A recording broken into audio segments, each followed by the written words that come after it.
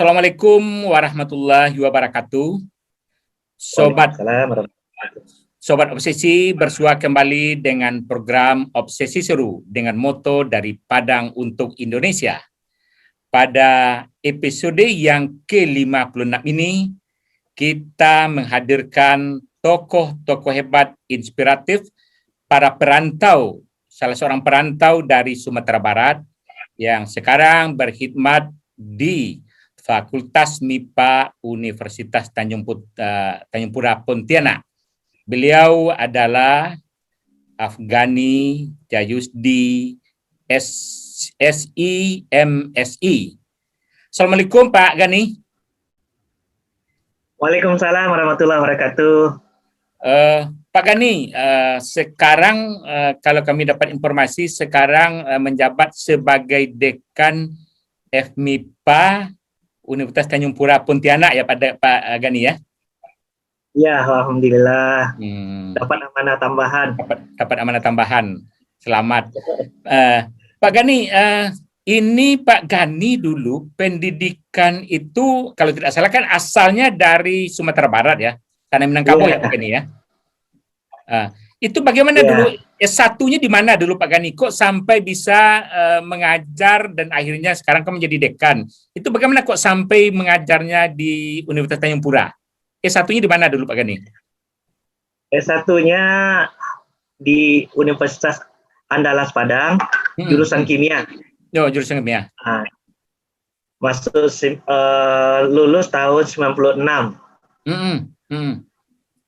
Kemudian merantau ke Jakarta, kerja di Jakarta dulu. Habis itu ada lowongan program Karya Siswa, Deployment Undergraduate Education, Ikatan Dinas. Ikatan Dinas, ya. Nah, Ikatan Dinas, akhirnya ikut program itu, kita disekolahkan S2 di ITB. Selesai di ITB, langsung penempatan di Universitas Tanjung Pura. Berarti itu S2 itu ya Pak Gani ya di ITB ya dengan dana itu. Iya. Itu dulu sebelum diangkat itu di Jakarta kegiatan apa dulu Pak Gani? Macam-macam kegiatannya. Ada di pertama itu awal-awal datang, jadi guru privat dulu. Guru privat. Ada. Sambil menunggu lamaran kerja kan kita namanya di Jakarta kan mesti kehidupan jalan terus. Biaya jalan terus. Lamaran juga biaya. Mau mau kita juga ngajar. Dan di sanalah mulai tertariknya dengan dunia pendidikan dengan mengajar tadi.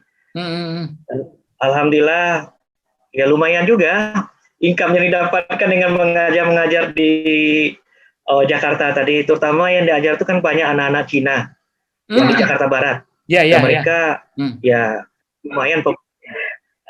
Kemudian tes dan macam-macam tes ada di KIA, keramik, ada juga di Indosemen. Udah terakhir nggak lulus juga. Dan alhamdulillah diterima tuh di PT Esai Indonesia. Itu perusahaan farmasi Jepang. Itulah nasibnya membawa kita di sana kan. Setelah bekerja 97 sampai 98. 98 kan Krismon. 98. Mulailah kita melirik ini, kalau nggak ginian modelnya, kita mesti mencari suatu tempat yang lain lagi. Dan bertemulah dengan Ikatan Dinas tadi. Dapat informasi itu? Iya, dapat informasi itu di Kompas. Jadi, gitu. Ya, kalau kita dulu kan, kalau di Jakarta itu berkumpul dengan kawan-kawan, Kompas itu jadi andalan tuh. Karena lowongan pekerjaan ada di Kompas. Iya. Nah, salah satunya lowongan tadi itu terkait dengan Karya Siswa. Oke, kemudian S2-nya apa Pak Gani di ITB? Sama dengan prodi yang S1 dulu? Sama, tapi bidangnya tadi itu sudah mengerucut menjadi kimia organik. Kimia jadi organik. Kimia, waktu S2 bidangnya Oke, baik. Kemudian setelah lulus itu kan ditempatkan. Ini bagaimana ceritanya kok ditempatkan di Pontianak? Ini permintaan di Pontianaknya dulu atau bagaimana Pak Gani? Kalau memintanya, kalau kawan-kawan tuh ininya daerahnya maju itu kan Kalimantan Timur. Oh, Kalimantan Timur. Jadi ditaruhlah di rata-rata aja kawan-kawan itu yang ngambilnya banyaknya di Kalimantan Timur. Karena daerahnya. Kemudian ada beberapa daerah yang di Sulawesi. Setelah diproses, malah di Kalimantan Timur tuh over. Kelebihan. Ya. Bukannya 5, tapi yang di sana itu ada 15 orang. Yang mendaftar. 10, ya. Yang udah mendaftar lebih banyak lagi. Yang udah lulus. Iya. Udah lulus, proses S2-nya, proses auto Bapenas kan ada tes TPA auto Bapenas juga. Oh iya. Nah, TPA auto Bapenas, lulus paskanya, itu ada sekitar 15 orang. Maka 10 orang itu dipindahkan ke Pontianak. Universitas Tanjung Pura. Itu kan kebijakannya dari pengelola dari Diktinya. Oh begitu. Kalau kita lihat mundur ke belakang Pak Gani pendidikan, dulu sebelumnya SD, SMP, SMA itu di mana Pak Gani? SD di SD 81 Padang. Oh di Padang. Ya di Padang. Di Purus. Itu dekat rumah. Oh iya, Purus ya. Ya di Purus. Purwi. Kemudian SMP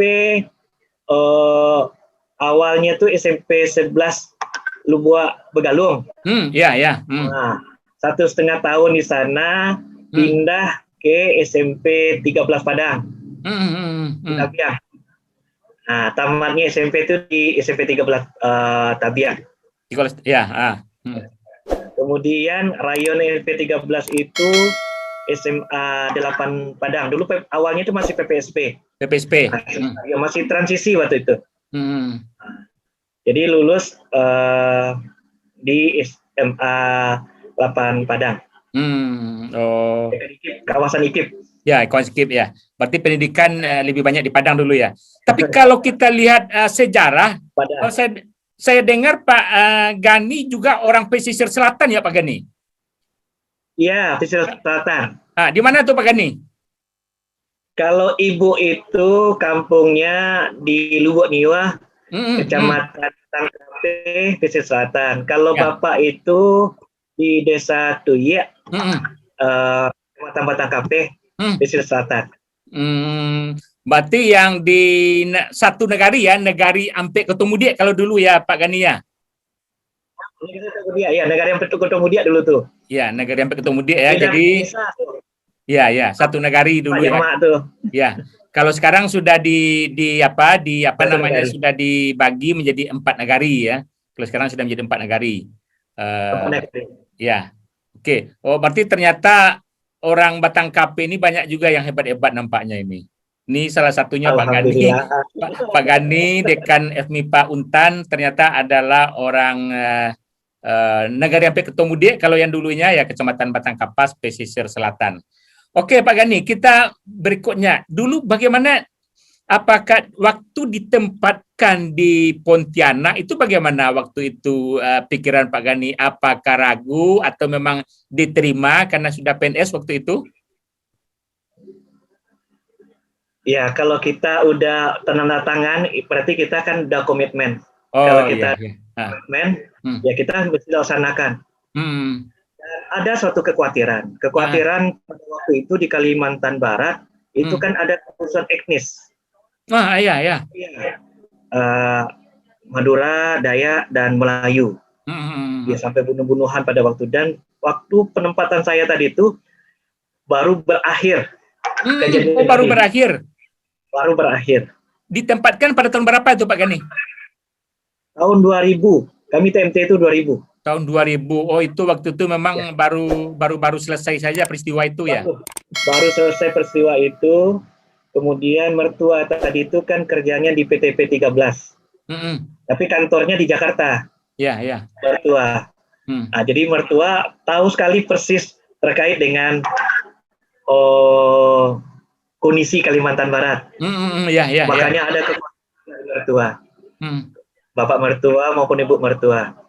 Tapi saya bilang ke istri, kita udah komitmen, kita mesti jalankan tugas. Ya, ya kita berangkat. Kita berangkat pada waktu itu masih pakai kapal. Oh, masih kapal nih ya? Sekarang kan pakai pesawat. Iya. Oh, masih pakai kapal dulu. Masuk kapal. 32 jam. Jakarta Pontianak. Jakarta Pontianak. Ya, pakai kapal Pelni Lawi atau Bukit Raya. Memang waktu itu belum banyak pesawat maksudnya begitu waktu itu? Bukan belum banyak pesawat, duit kita nggak kuat. PNS baru ya. PNS baru manalah bisa untuk naik pesawat. Karena pesawat itu sangat barangnya mahal pada waktu itu tuh. Tahun 2000 mahal. Oh, biaya tiketnya mahal waktu itu ya. Tahun 2004 ya, setelah masuknya Adam Air, Batavia. Kalau masih awal-awal itu kan masih OBUMN, Merpati, masih ada Merpati, masih ada Garuda, kemudian apa gitu kan? Mandala. Oh iya, Mandala. Masih. Setelah masuk swasta, barulah perang-perang harga. Baru ya. Ada Citylink. Lebih pas awal tuh Citylink itulah. Harganya sama dengan harga kapal. Bagus kita lah naik pesawat sekalian. Harga kapal kita naik pesawat. Oh iya, oke. Baik. Kemudian berarti ditempatkan dulu di Fakultas MIPA gitu ya, menjadi dosen di Fakultas MIPA Universitas Pontianak Tanjung Pura Pontianak ya. Sebelumnya kami ini kan MIPA itu belum ada. MIPA itu ada tahun 2000, definitifnya 2006. Makanya penempatan awal itu di pertanian. Oh, pertanian. Makanya Fakultas MIPA persiapan, pakai kurung tuh. Oh. Masih pakai kurung. Kamilah dosen-dosen yang pertama untuk mengawali tadi. Definitif baru ditarik semuanya. Ada dosen di pertanian, di teknik, yang dosen-dosen fisika, kemudian ada yang di FKIP juga, di tempatnya Pak Martono. Ya. Kemudian ada juga di kehutanan. Bergabunglah di 4 jurusan. Oke. Baik, berikutnya kalau kita lihat terakhir kan banyak, kalau saya lihat tadi informasi Pak Gani juga banyak ikut serta di dalam perumusan kebijakan gitu ya Pak Gani ya. Beberapa kebijakan ada ikut serta, itu dalam hal apa itu Pak Gani? Ya, namanya kita hidup di rantau orang, di mana bumi dipijak, sana langit dijunjung. Yang penting kita memberikan kontribusi untuk pembangunan yang ada di Kalimantan Barat. Terkait dengan kebijakan kependudukan, karena kita juga terhimpun di dalam pusat pengkajian kependudukan di Singapura. Kita sebenarnya awalnya karena anggota Senat Universitas. Ya. Jadi kalau di Senat itu kita lebih banyak mengambil kebijakan. Makanya kita ditempatkan di kajian-kajian strategis. Begitu juga ikut berpartisipasi sebagai inisiator untuk perencanaan pembangunan PLTN. Ya, ini sangat dibutuhkan oleh Kalimantan Barat, energi kita. Kalau di Sumatera Barat itu energi betul-betul dari negara, PLN. Tapi di sini ini bukan hanya sembako, bukan hanya gas, tapi listrik pun kami impor dari negara jiran. Mereka punya PLTA. Sarawak tadi itu punya PLTA. PLN kita yang membeli ke sana. Jadi kita tuh impor ada sekarang. Tidak mencukupi antara produksi listrik yang ada di Kalimantan Barat oleh PLN dengan kebutuhan, makanya impor. Inisiasinya tadi itu, ya kalau kita bikin PLTA, bentuk topografi dari Kalimantan Barat itu kan flat dianya. Datar. Yang arah ke utara dan timur tadi itu lah yang lebih tinggi, ada bukit dan pergunungan. Nggak mungkin kita PLTA. Dan di sini juga ada satu kecamatan atau lebih khususnya Desa Kalan, di sana ada kandungan uranium di desa 70-an oleh Prancis dan pemerintah Indonesia atas nama Badan Tenaga Atom Nasional. Nah, kita bersama-sama dengan Batan, Universitas Tanjung Pura, kemudian dengan pemerintah Provinsi Kalimantan Barat untuk pembangunan PLTN. Ini adalah harga diri bangsa nih, kalau terkait dengan PLTN ini. Harga diri bangsa kita terkait dengan listrik. Yang kedua adalah perencanaan PLTN ini udah dari zaman Soekarno. Sudah lama. Tapi belum, udah lama. Zaman Soekarno, masuk lagi Pak Harto, mau dibangun di Muria, di Jepara, Jawa Tengah. Nggak jadi juga. Masuk zaman Habibie, dipindahkan lagi ke Bangka Belitung. Nggak jadi juga. Pindah lagi ke Lombok. Baru mau meletakkan batu pertama, langsung gempa. Nggak jadi. Pindahlah ke Kalimantan Barat. Kalau misalnya Sumatera, Jawa, kemudian Bali, NTT, NTB, Irian, Sulawesi, itu adalah cincin api istilahnya orang-orang geologi tadi itu. Api, dan Kalimantan Barat jauh dari itu. Makanya para pakar-pakar tadi berhimpun semuanya. Ditunjuklah Kalimantan Barat.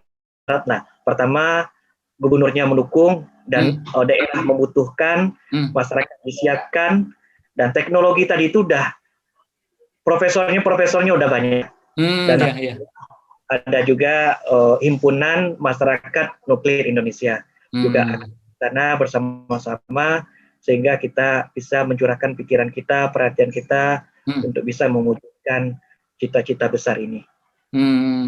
Oke, berarti memang di Kalimantan Barat untuk sumber daya listrik ini memang terbatas gitu ya, karena keterbatasan PLTA-nya tadi memang tidak memungkinkan gitu ya Pak Gani ya?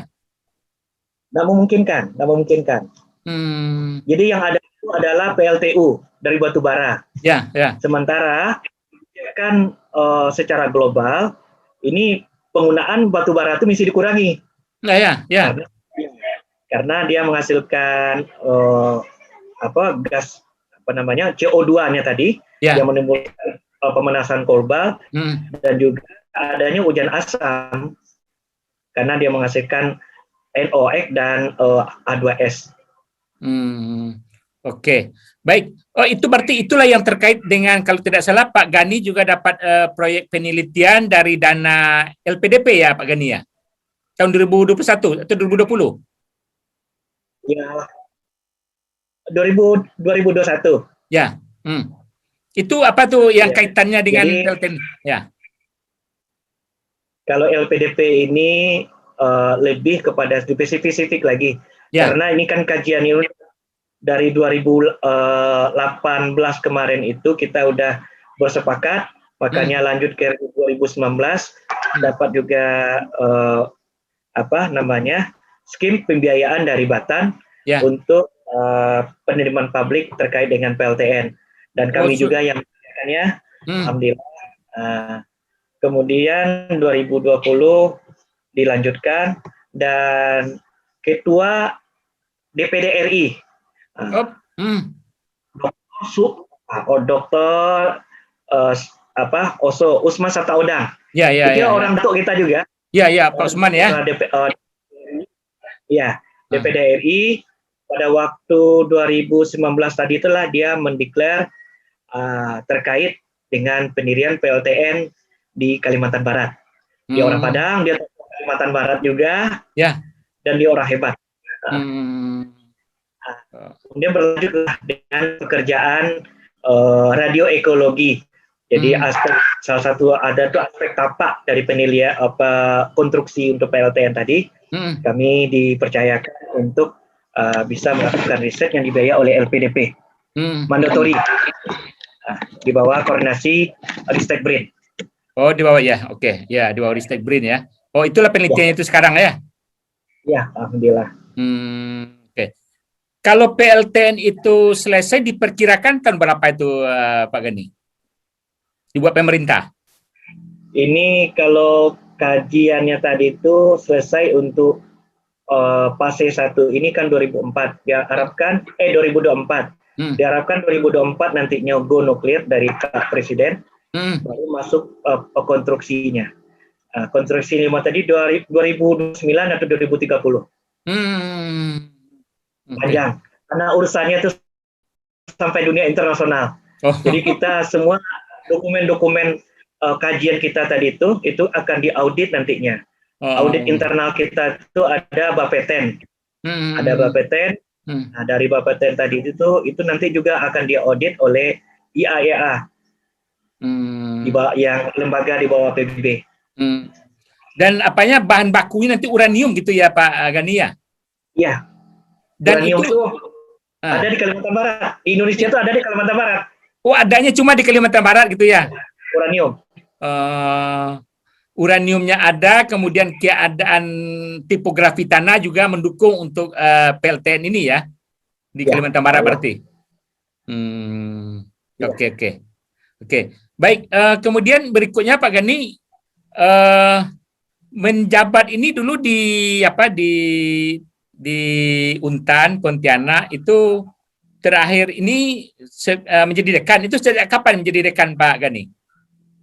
Dekan itu 2017. 2017. Jadi 2021 nih. 2021. Juli nanti 2021 sudah selesai. Oh iya. Sebelumnya Pak Gani, sebelum jadi dekan dulu sudah jadi ketua jurusan 2 prode. Pernah jadi ketua jurusan ya Pak Gani ya. Nah, jadi ketua jurusan 2 prode. Ya, kemudian sebelum jadi ketua jurusan jadi kepala laboratorium. Ya.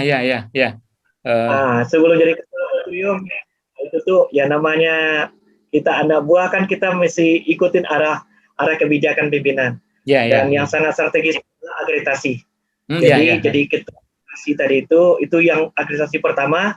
Kita yang keduanya ya udah berapa 3 orang atau 2 orang. Sebelumnya belum selesai juga pekerjaan untuk akreditasi tadi. Akreditasi universitas. Maksudnya akreditasi universitas ya Pak Gani ya? Nah. Akreditasi jurusan. Oh, iya. Oh. Yang pertama sekali. Itu bisa kita tuntaskan walaupun dengan lembur-lembur gitu. Iya. Ya, datanya kemana-mana datanya tadi. Iya. Kalau istilahnya orang awak tuh kalau piriang apa?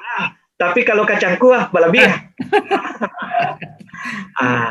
Sehingga kerja kita tadi itu dia nggak pas ada posisi ketua laboratorium, mereka langsung menangkan. Ya, kamu jadi kepala laboratorium. Dan berikutnya begitu juga. Jadi kita ikut ya seperti air mengalir aja. Kalau kita bekerja, orang pasti akan menilai kerja kita tadi. Kalau kita bersungguh-sungguh, orang kesungguh-sungguhan tadi tidak akan mengkhianati hasil. Iya. Oke. Baik. Kemudian kalau aktivitas organisasi perantau di Kalimantan Barat itu seperti apa Pak Gani? Atau itu cukup kuat atau banyak perantau Minangnya di situ? Sangat banyak, tapi didominasi oleh orang Piaman. Orang Piaman Lalamo Bana kali sikonya. Dan mereka tadi itu malah mereka punya dua organisasi orang Piaman tadi. Ya. Sehingga kita yang lain itu tuh tergabung di IKSB, Ikatan Keluarga Sumatera Barat. Walaupun kemarin sama Pak Oso kan, jadi Gebu Minang, berubah lagi lah jadi Gebu Minang. Pokoknya kita ikut aja. Ya, mana tokoh-tokoh orang tua kalau kita ini kan orang muda. Iya. Kita datang kan, orang tuh mereka tadi itu lahir di sana, dibesarkan di sana kan. Sekali lebih tahu paham. Jadi alhamdulillah kompak kalau kawan-kawan di sini untuk toko-toko Minang itu kompak mereka. Dan rata-rata usaha tadi itu yang utama rumah makan. Itu lagi rumah makan Padang. Iya, rumah makan Padang ya. Ya, kemudian jualan kelontong. Kelontong. Jualan baju, sepatu. Dan yang tidak kalah menariknya itu adalah mereka tuh jadi toke emas. Iya. Toko-toko emas ini ya. Ya. Punya toko dan toke. Oh, toko juga toke juga gitu ya. Ya, Hmm. karena di sini tuh ada namanya PT, Hmm. penambangan emas tambah izin. Ah, itu tuh mesti punya modal tuh kalau untuk usaha itu, karena Hmm. mesti ada pengamanan Ya. dan ada perizinan Hmm. dan ada alat-alatnya, Hmm. Ya. ada anak buah yang dipunyai. Hmm. Oke. Itu udah Oke. lama dilakukan oleh toko-toko Minang di sana. Hmm. Di Oke. sini. Oke. Baik, Pak Gani, berikutnya kalau kita lihat ada keinginan untuk melanjutkan lagi pendidikan atau belum? Ah, kalau pendidikan inilah sejarahnya, dah. Ah, Sejarah ini itu perlu sangat menarik dalam kehidupan kita. ah, ah, ah. Jadi waktu 2008 kan, Ya. S3 di UGM, Hmm. ngambil bidang teknik kimia. Karena waktu itu ada proyek Waste Refinery Indonesia. Ah. Itu 2 tahun di UGM, 2 tahun nantinya di Swedia. Hmm. Ikut Hmm. proyek itu. Hmm. Masuk tahun pertama. Tahun pertama langsung mengajukan ibah doktoral. Ya. Alhamdulillah dapat tuh. Tahun Hmm. satu kita mengajukan ibah, langsung masuk tahun kedua langsung dapat ibah doktor. Ah. Ah. Alhamdulillah. Berlanjut tahun 2010 keluarlah peraturan dari Menteri Hmm. linearitas. Saya itu bidangnya kimia, Ya. boleh gabung ke teknik kimia. Karena teknik Hmm. kimia itu gabung ke teknik, ilmunya, sedangkan kimia ini rumpunnya adalah ke sains. Ya, ya, ya, ya. Hmm. Sehingga comeback lah ke kampus lagi Ya, 2010. ya. Pas comeback, lapor ke Pak Dekan, waktu itu Prof. Dr. Tamrik Usman Dea, Hmm. yang ngomong, Prof,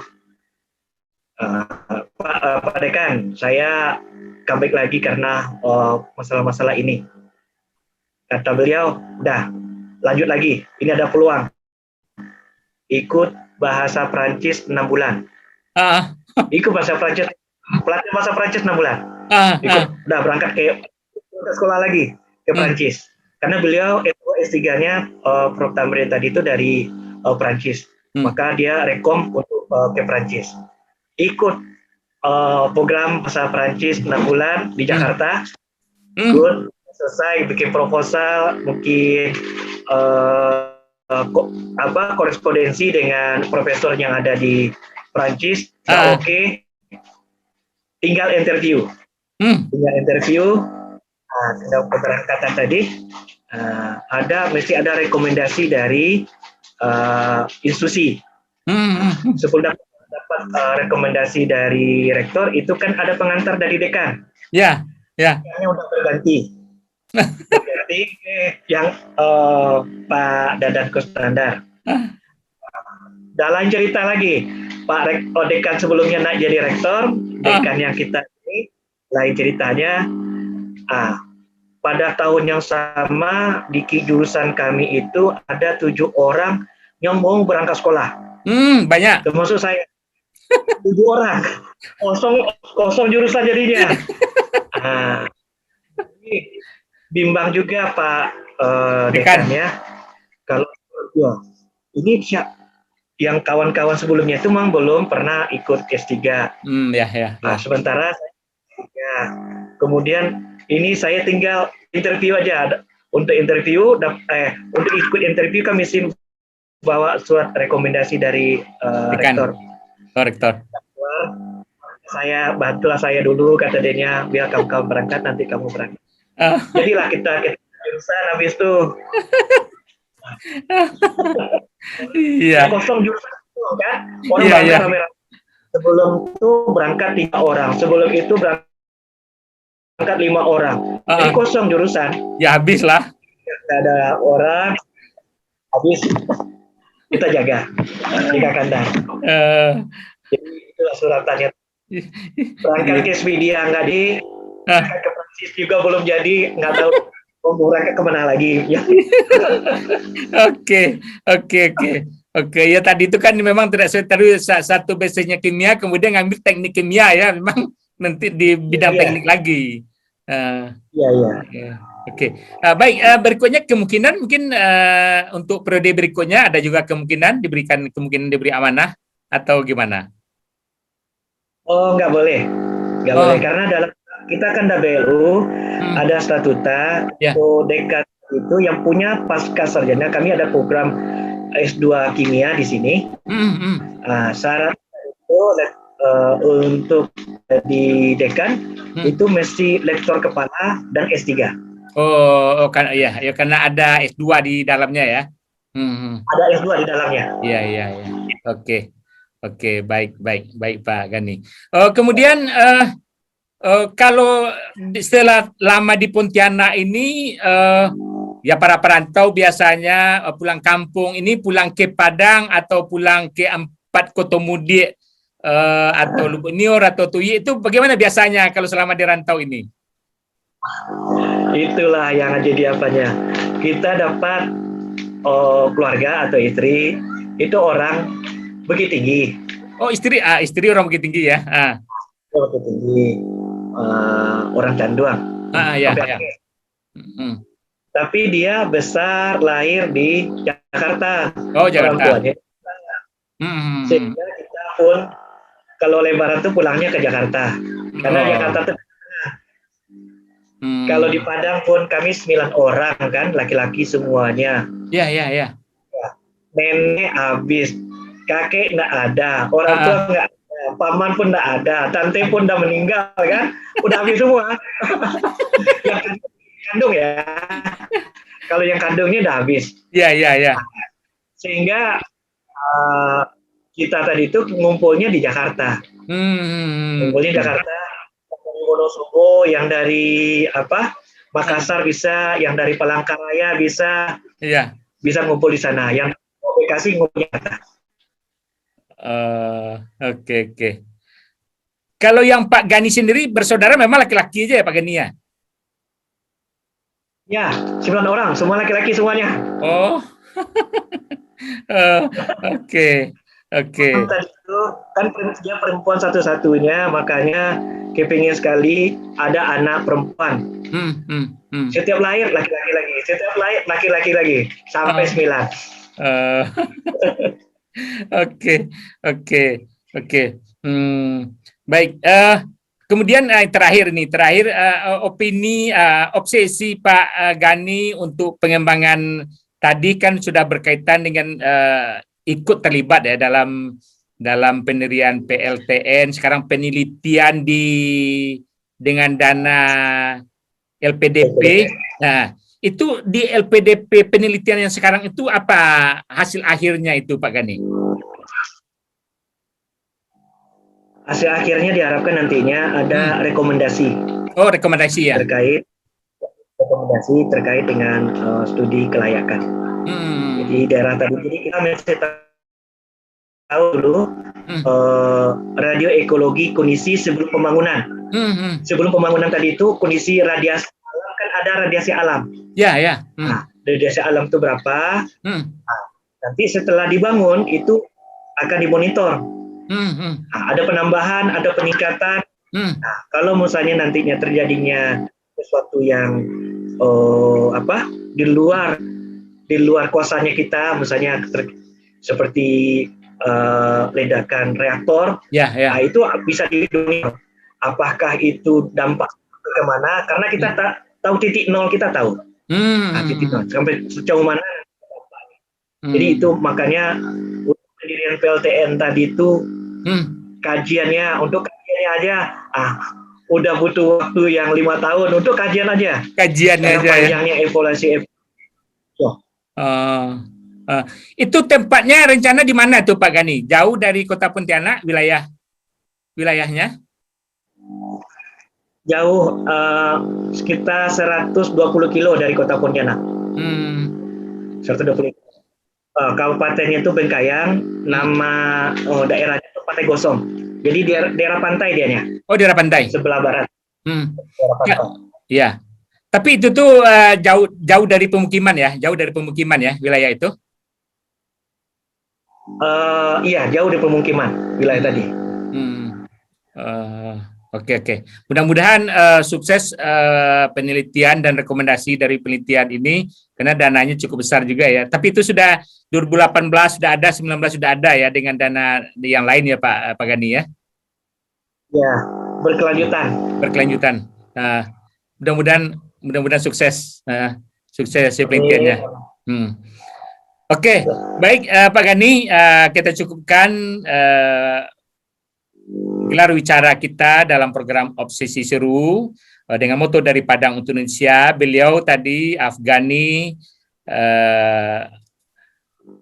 Jayuska SSI MSI, merupakan putra dari Sumatera Barat, dari tanah Minangkabau, lebih khusus lagi dari Kenegarian Empat Ketumudi atau gabungan kalau sekarang ini ayah dari Nagari Tuye, sedangkan ibu dari Nagari Ampe Ketumudi atau Lubuk Niur yang negari asli Kecamatan Batang Kapas, pesisir selatan.